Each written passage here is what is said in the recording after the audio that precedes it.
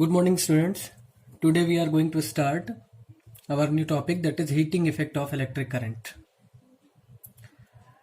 Students, as you know, when current passes through any bulb, the filament of the bulb gets so hot that it glows and emits light. When a current passes through a filament of electric iron, the iron becomes very hot. So this increase in temperature is due to the flow of current, and this heating effect or this increase in temperature is called the heat produced by the current. Clear? Suppose a resistor of resistance R is connected with a battery of potential difference V volt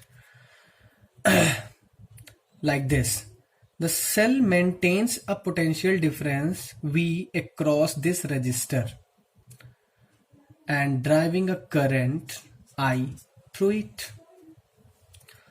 So from Ohm's law we can write V is equal to I into R. Here V is equal to, I can write here V is equal to I into R.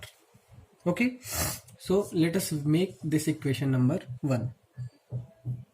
The current through the resistor is actually a flow of negative charges, that is the electrons. Inside the cell, negative charges flows from positive to negative terminal.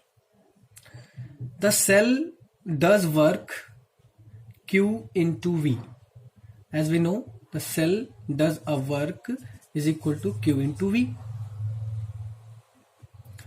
To take this charge through the potential difference V between this terminal. This increases the energy of the charge by this amount Q into V. This increased energy gets converted into heat in the resistor, in this resistor. So the energy appearing as heat is given by, it also given by Q into V. This implies energy dissipated here will be equal to Q into V. Let's make it equation number 2. Now, the charge that passes through the wire in time t is given by, as we know, I is equal to Q by T. So this implies Q will be equal to I into T.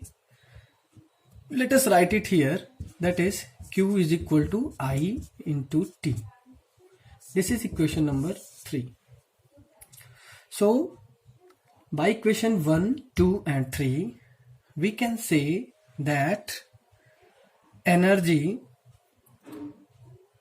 or heat produced in the wire in time t is given by U is equal to Q into V is equal to Q के place पे इसको रख दीजिए IT multiplied by V के place पे इसको रख दीजिए IR. You will get I square R multiplied by T.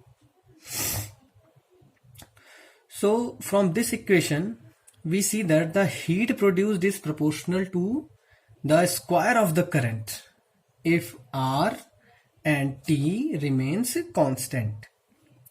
So if the current passing for a given time through a given resistance is doubled, the heat produced becomes 4 times. Similarly, for a given current and time, the heat produced is proportional to resistance. Clear? If the same current I passes through 2 resistances in any given time, the more heat will be produced in the larger resistance. So heat produced can also be written as U is equal to, so here I'm going to write it here, U is equal to I square RT. Put I is equal to V by R. So here we can get V square by R square into R into T. So it is equal to V square by R into T. So you have to remember these two formulae as a heat. That is, U is equal to V square by R into T, or U is equal to I square R multiplied by T. Clear?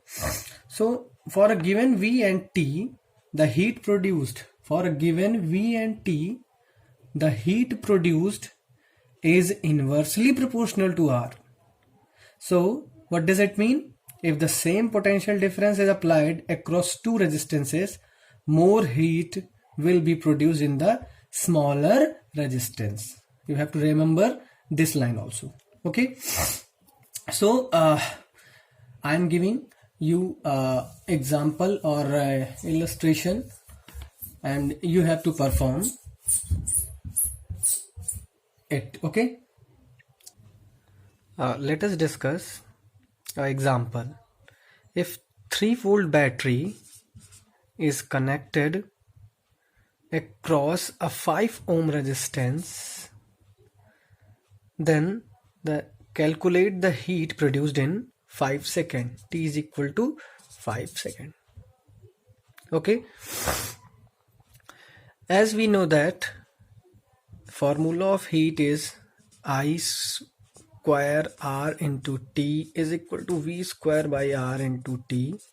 Here voltage and resistance is given, so we will have to apply this formula.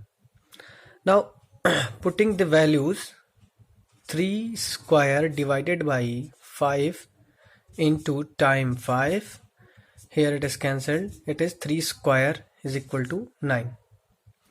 The unit of energy is joule, so we will put U is equal to 9 joule. The answer will be 9 joule. So in our next lecture we will discuss the electric power. Thank you.